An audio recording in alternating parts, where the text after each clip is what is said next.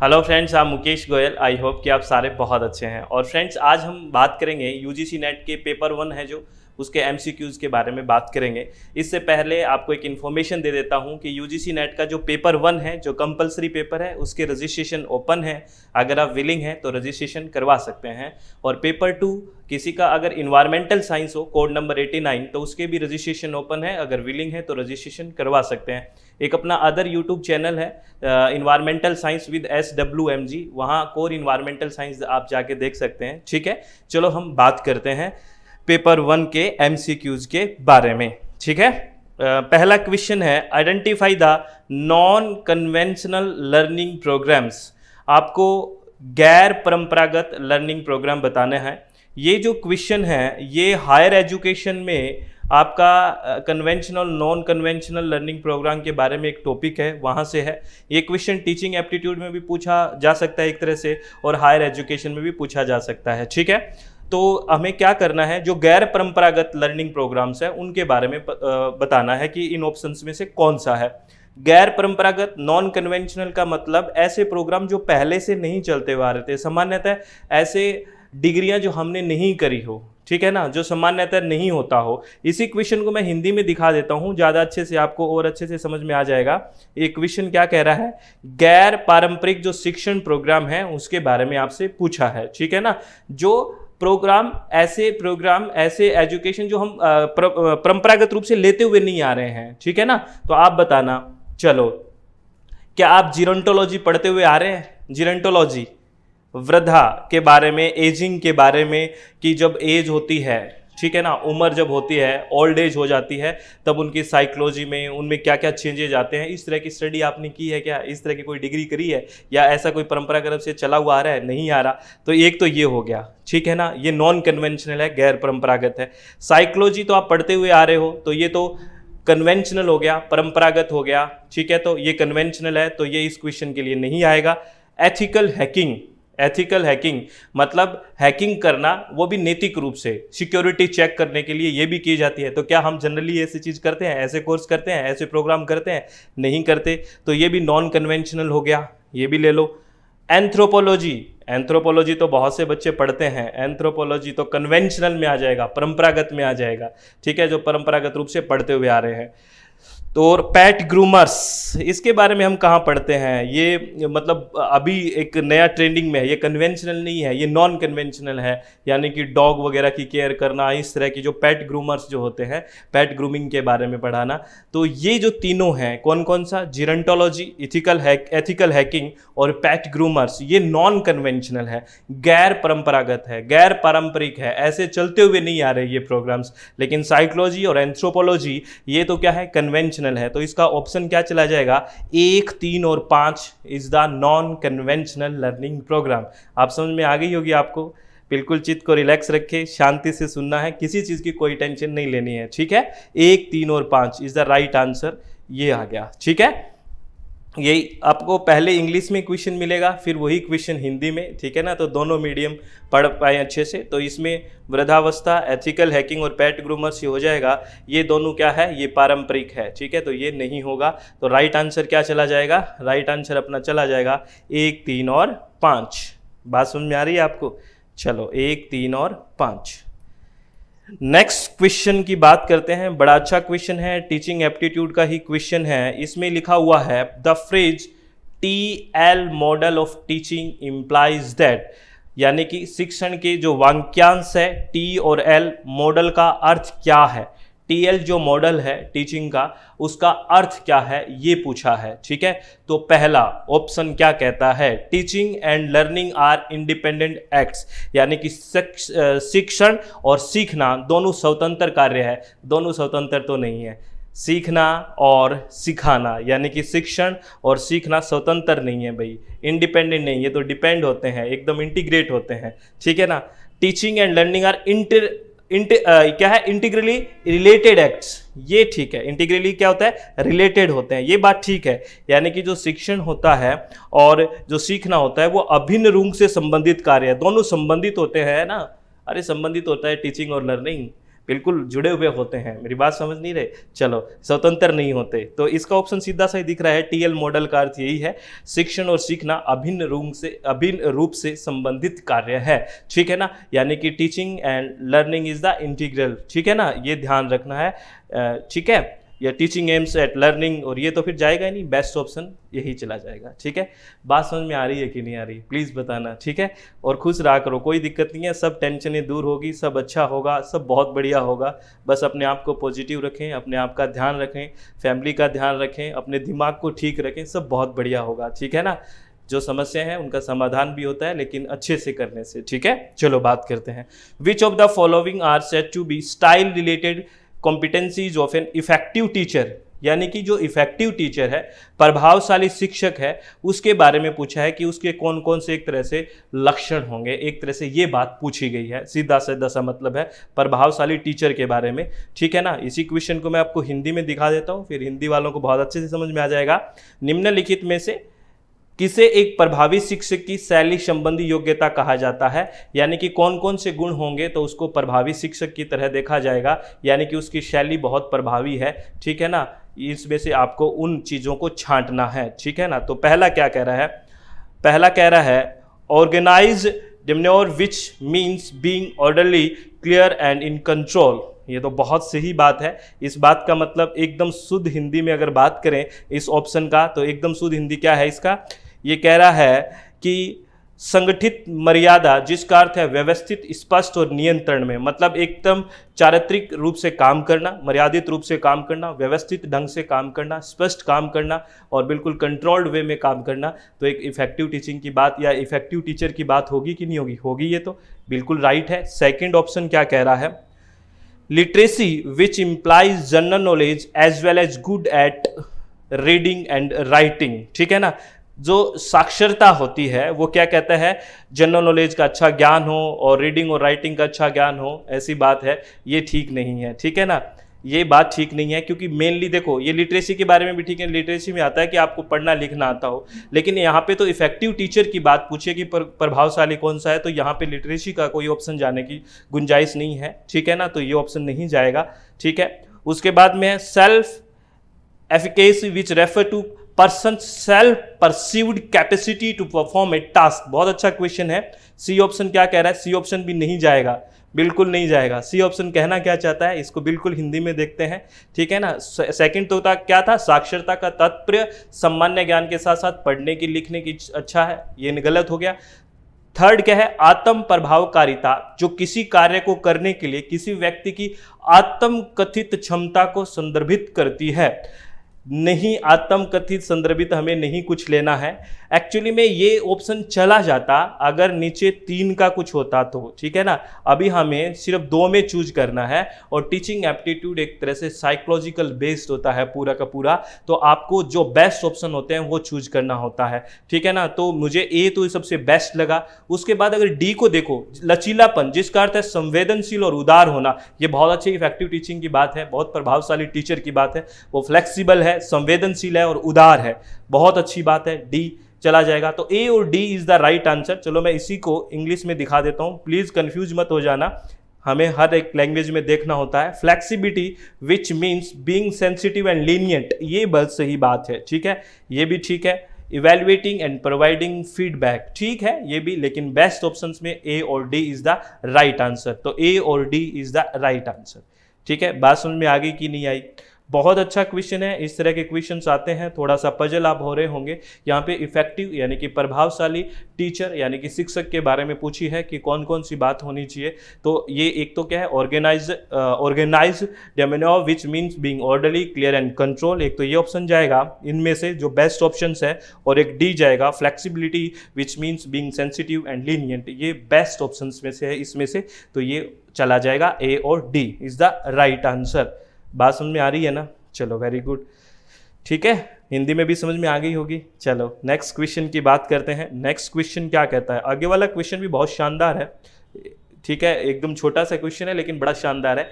In which of the following the direction of influence is mainly one way. Influence की जो direction है सिर्फ one way है, बताइए कौन से में है, ठीक है। क्या क्वेश्चन है, निम्नलिखित में से किस में प्रभाव की दिशा मुख्य रूप से एक है। तो बताइए, काउंसलिंग, गाइडिंग, टीचिंग और लर्निंग में किस में प्रभाव की दिशा मुख्य रूप से एक है? लर्निंग में। किसमें? लर्निंग में। याद रखना, सीखना बिल्कुल व्यक्तिगत है, इंडिविजुअलाइज्ड है ये, ठीक है ना। तो ये बिल्कुल एक रूप है, एक दिशा है, वन डायरेक्शन है, वन वे है, ठीक है, ये ध्यान रखना, ठीक है। मेरी बात समझ रहे हो? बहुत अच्छा क्वेश्चन है ये, कई बार गलत हो जाता है ये छोटे छोटे चीज़ों में। जबकि हम टीचिंग एप्टीट्यूड पढ़ते हैं तो एकदम बोलते हैं कि टीचिंग जो लर्निंग इंडिविजुअल होता है, इंडिविजुअल होता है, ठीक है। लेकिन इन शब्दों से ही क्वेश्चन उठ के आ जाते हैं, ध्यान से सुनना होता है हर शब्द को। बात समझ रहे हो? चलो नेक्स्ट क्वेश्चन करते हैं। Which of the following have been identified as key behaviour contributing to effective teaching? प्रभावशाली टीचिंग के लिए कौन से मुख्य बिहेवियर है? की बिहेवियर पूछा है, कौन सी इफेक्टिव टीचिंग के लिए? ये भी टीचिंग एप्टीट्यूड से ही क्वेश्चन है। तो आपको बताना है प्रभावशाली टीचिंग के लिए कौन सा बिहेवियर अच्छा है या की बिहेवियर है। लेसन की क्लियरिटी होनी चाहिए, ये तो अच्छी बात है, तभी आप इफेक्टिव टीचिंग कर पाओगे जब आपको लेसन की क्लियरिटी है, बिल्कुल।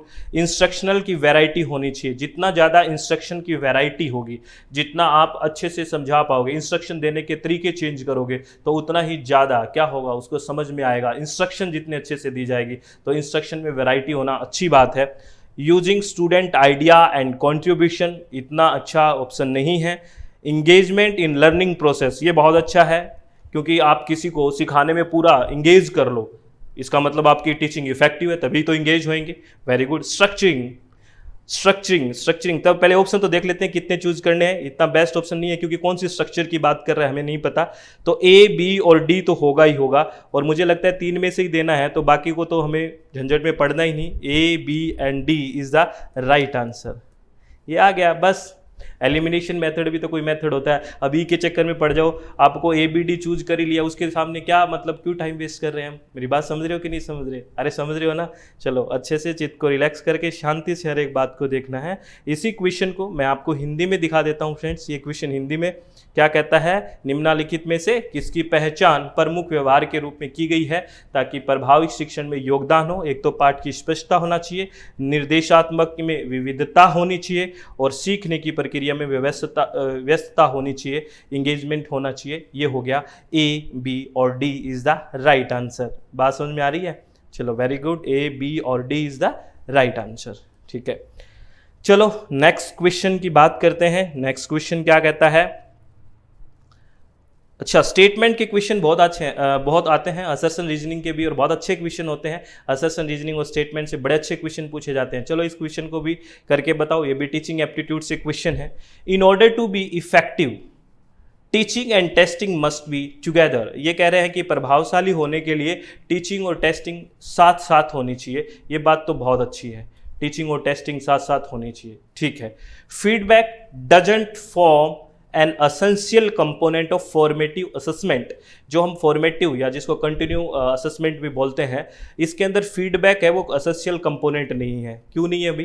फीडबैक तो बहुत असेंशियल कंपोनेंट है, यानी कि उसने कितने आया, क्या मार्क्स आए, किस तरह से उसने परफॉर्म करा, क्या ग्रेडिंग है, किस तरह से उसने सीखा चीज़ों को, ये फीडबैक तो देंगे। इसीलिए तो हम फॉर्मेटिव असेसमेंट करते हैं। तो फीडबैक वहाँ पे बहुत जरूरी कंपोनेंट है, और इसमें लिख रखा है feedback doesn't form A essential component. नहीं, फीडबैक तो बहुत असेंशियल कंपोनेंट है, तो ये वाला गलत हो जाएगा, ठीक है ना। तो एक स्टेटमेंट सही है और सेकंड स्टेटमेंट है वो क्या है? गलत है। तो ये ऑप्शन कौन सा है? Statement 1 is correct but statement 2 is incorrect. यही ऑप्शन, यही क्वेश्चन हम हिंदी में देख लेते हैं।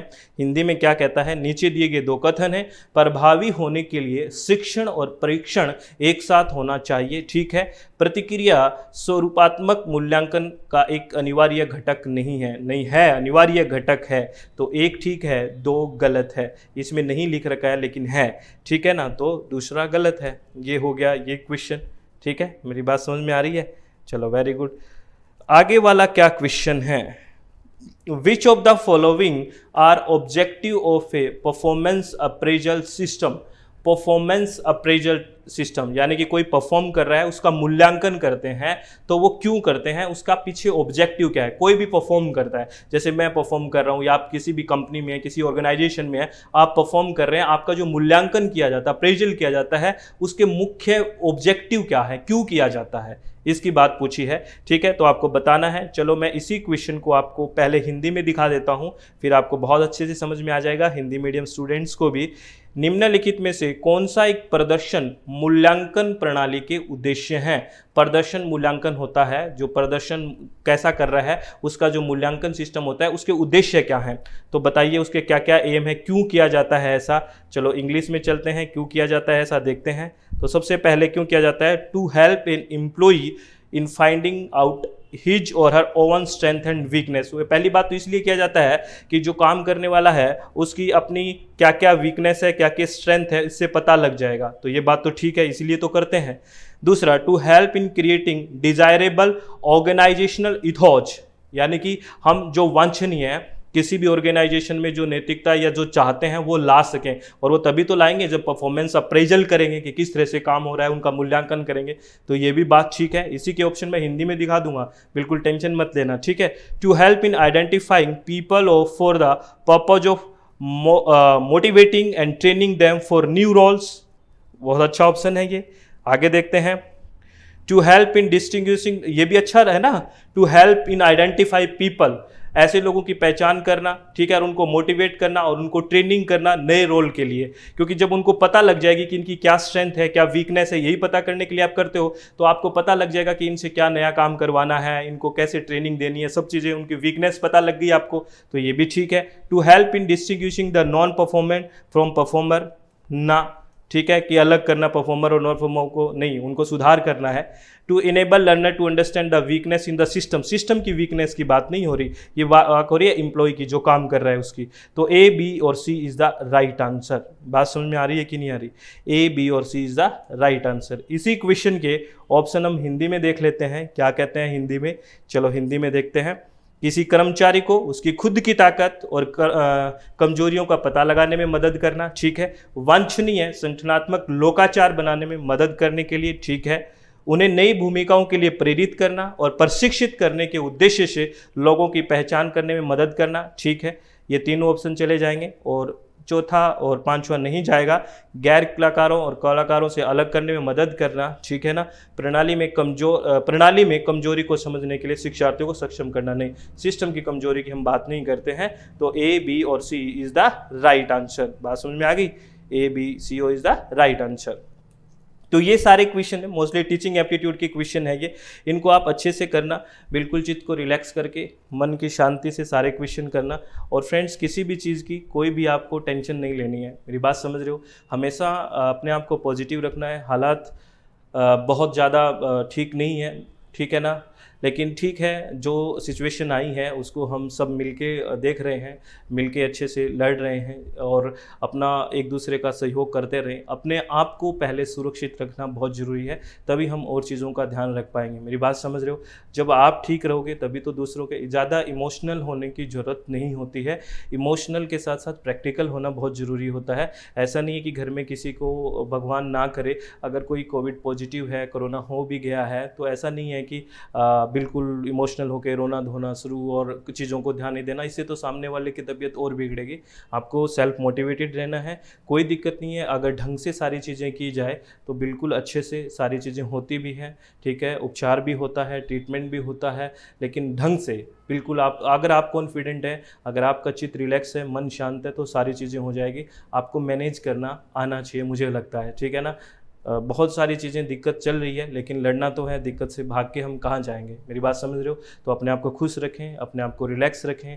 और पढ़ाई अगर आपकी हो रही है तो बहुत अच्छी बात है। अगर थोड़ी बहुत नहीं भी हो रही किसी चीज़ के लिए तो आपको डिस्टर्ब होने की ज़रूरत नहीं है। पहले जो काम आप कर रहे हो, अगर कोई प्रॉब्लम है उनका सोल्यूशन ज़रूरी है, पढ़ाई भी हो जाएगी। लेकिन अगर टाइम निकल रहा है तो बहुत अच्छी बात है, नहीं निकल रहा है तो दुखी होने की ज़रूरत नहीं है, ये टाइम भी मिल जाएगा। आप खुश रहें, अपने आप का ध्यान रखें, अपने परिवार का ध्यान रखें, आसपास का ध्यान रखें, अच्छे से अपने आप को हेल्दी रखें और हमेशा पॉजिटिव रहने की कोशिश करें। All the very best. Thank you. Thanks a lot friends.